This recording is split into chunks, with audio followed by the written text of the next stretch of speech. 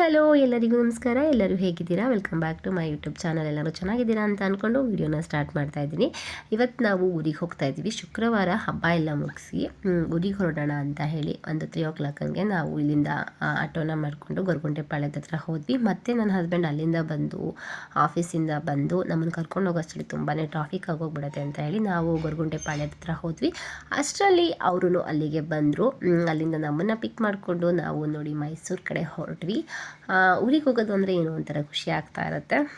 But ಇವತ್ತು ಅಷ್ಟು traffic ಕಡಿಮೆ ಇತ್ತು. ಏನಂತ ಹೇಳಿದ್ರೆ ನಾವು ಇಲ್ಲಿಂದ ಹೋದ್ವಿ ಅಲ್ವಾ, ಅದರಿಂದ ಕಡಿಮೆ ಆಯಿತು.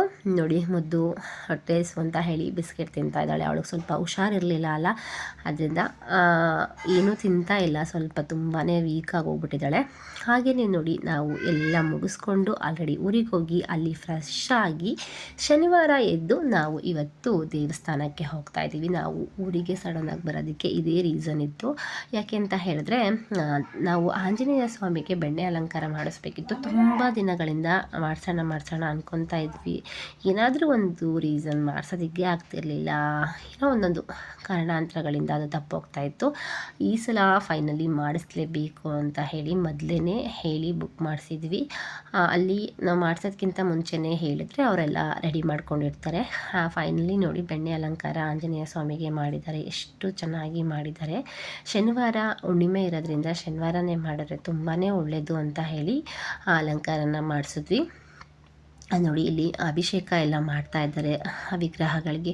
ತುಂಬಾ ಪವರ್ಫುಲ್ ಅಂತಲೇ ಹೇಳ್ಬೋದು ಈ ಆಂಜನೇಯ ಸ್ವಾಮಿ ದೇವಸ್ಥಾನ. ಇಲ್ಲಿ ಹೋಗಿ ನಾವು ನಮ್ಮ ಕಷ್ಟಗಳೆಲ್ಲ ಬಗೆಹರಿಸು ತಂದೆ ಅಂತ ಹೇಳಿ ಕೇಳಿಕೊಂಡ್ರೆ ಖಂಡಿತವಾಗ್ಲೂ ನೆರವೇರುತ್ತೆ. ಅದರಲ್ಲೂ ಈ ಥರ ಏನಾದರೂ ಹುಷಾರಿಲ್ಲ ಅಂತ ಹೇಳಿದರೆ ಇಲ್ಲಿ ನಾವು ಆ ಥರ ಏನಾದರೂ ಅರ್ಕೆ ಮಾಡಿಕೊಂಡ್ರೆ ಖಂಡಿತ ನೆರವೇರುತ್ತೆ ಅಂತಲೇ ಅನ್ಕೊಬೋದು. ನಾವು ತುಂಬ ದಿನದಿಂದನೇ ಮಾಡಿಸ್ಬೇಕು ಅಂತ ಅಂದ್ಕೊಂಡಿದ್ವಿ, ಮಾಡಿಸೋದಕ್ಕಾಗಿರಲಿಲ್ಲ. ಈ ಸಲ ಫೈನಲಿ ಮಾಡಿಸಿದ್ವಿ. ತುಂಬಾ ಚೆನ್ನಾಗಿದೆ. ಒಂದು ತೋಟದ ಹತ್ರ ಇದೆ ದೇವಸ್ಥಾನ. ಇದು ಬಂದು KR ನಗರ. KR ನಗರದಲ್ಲಿ ಈ ದೇವಸ್ಥಾನ ಇರೋದು. ನಾವು ಬೆಳಿಗ್ಗೆನೆ ಬಂದು ಬೆಣ್ಣೆ ಅಲಂಕಾರ ಎಲ್ಲ ಆಯಿತು. ಹಾಗೆಯೇ ಪ್ರಸಾದಕ್ಕೆ ಹೇಳಿದ್ವಿ, ಪ್ರಸಾದ ಮಾಡಿಸಿದ್ವಿ.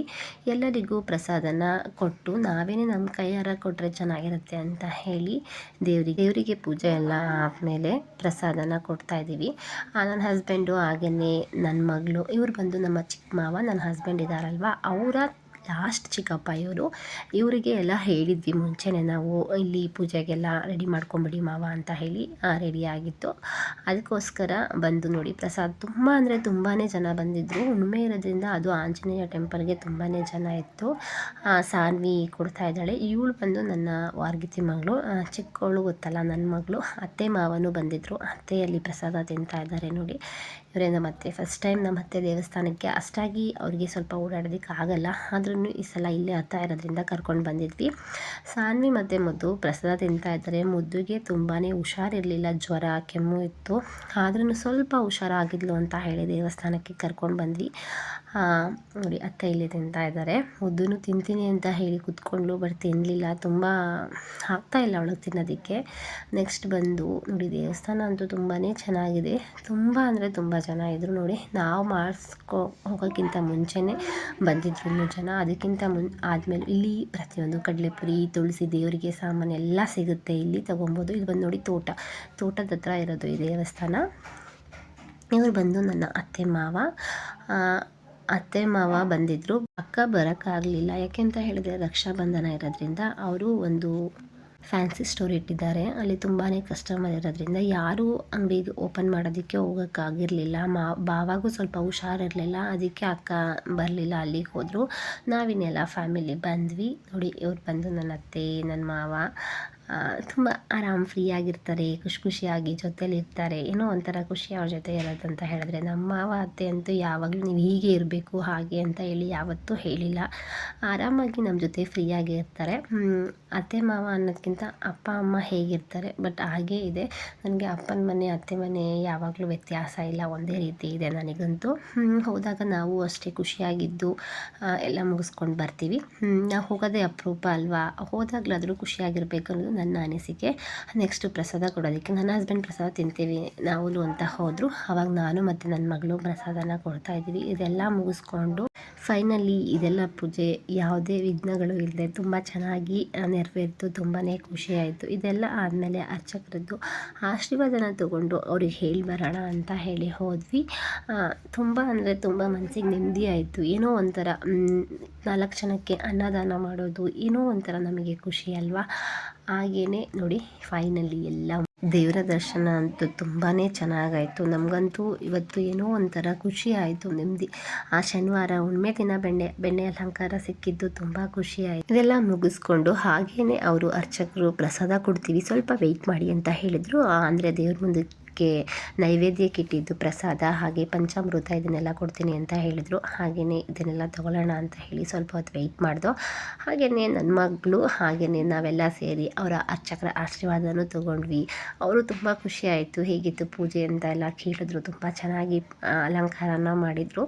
ನಾವಂತೂ ಒಂದು 2-3 ತಿಂಗಳಿಂದ ಮಾಡಿಸ್ಬೇಕು ಅಂದ್ಕೊತಾನೆ ಇದ್ವಿ, ಆಗ್ತಾನೇ ಇರಲಿಲ್ಲ. ಏನಾದರೂ ಒಂದು ಕಾರಣ ನಿಂತೋಗ್ತಾನೆ ಇತ್ತು. ಪೂಜೆ ಎಲ್ಲ ರೆಡಿಯಾಗಿದೆ ಅಂತ ಹೇಳ್ತಾ ಇದ್ವಿ, ಬಟ್ ಆಗ್ತಾನೇ ಇರಲಿಲ್ಲ. ಇವಾಗಂತೂ 1 ತಿಂಗಳು ಮುಂಚೆನೇ ಬುಕ್ ಮಾಡಿದ್ವಿ ಪೂಜೆ ಮಾಡಿಸ್ಬಿಡ್ಬೇಕು ಅಂತ ಹೇಳಿ.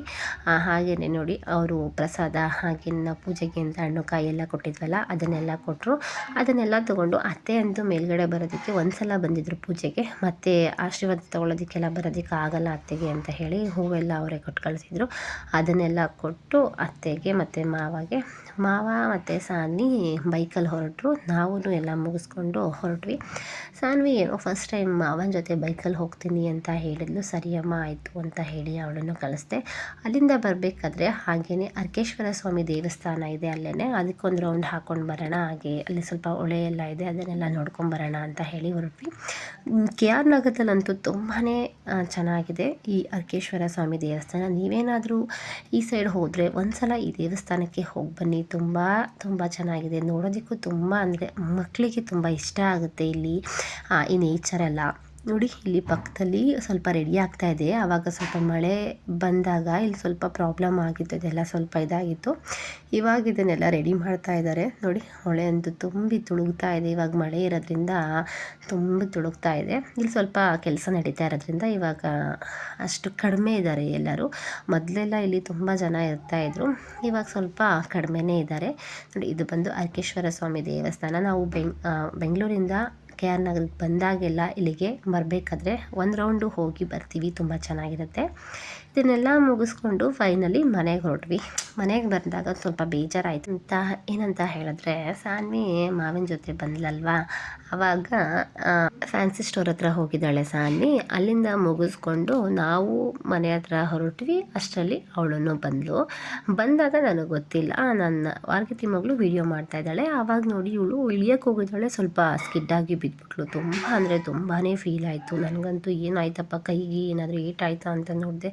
ಥ್ಯಾಂಕ್ ಯು, ಆ ದೇವರೇ ಕಾಪಾಡಿದ್ದಾರೆ ಅಂತ ಹೇಳ್ಬೋದು. ಬಟ್ ಏನೂ ಆಗಲಿಲ್ಲ, ಸ್ವಲ್ಪ ಕಾಲಿಗೆ ಒಂದು ಮಂಡಿಗೆ ಸ್ವಲ್ಪ ಏಟಾಯಿತು. ನನಗಂತೂ ಏನಾಯಿತು ಅಂತ ತುಂಬ ಅಂದರೆ ತುಂಬ ಭಯ ಆಯಿತು. ಅವಳು ಅಷ್ಟಾಗಿ ಎಲ್ಲೂ ಬಿದ್ದಿಲ್ಲ, ಏನೂ ಏಟ್ ಮಾಡಿಕೊಂಡೇ ಇಲ್ಲ ಅವಳು ಚಿಕ್ಕವಳಿಂದಾಗಿಂದನೂ. ನನಗೆ ಎಲ್ಲಿ ಏಟಾಯಿತು ಏನಾಯಿತು ಅನ್ನೋದೊಂದು ಗಾಬರಿ ಆಗೋಯಿತು. ಅಷ್ಟರಲ್ಲಿ ಮುದ್ದುಗಂತೂ ತುಂಬಾ ನಿದ್ದೆ ಬಂದಿತ್ತು. ಅವಳು ಏನೂ ತಿಂದಿರಲಿಲ್ಲ ಅಲ್ಲ, ದೋಸೆನಾದರೂ ಮಾಡಿಕೊಡೋಣ ಅಂತ ಹೇಳಿ ಅವಳು ಕೈಯೇ ಬಿಡ್ತಿರಲಿಲ್ಲ. ಅಷ್ಟರಲ್ಲಿ ತುಂಬ ಜ್ವರ ಬಂದುಬಿಟ್ಟಿತ್ತು, ಕೈಯೇ ಬಿಡೋದಕ್ಕೆ ರೆಡಿ ಇರಲಿಲ್ಲ.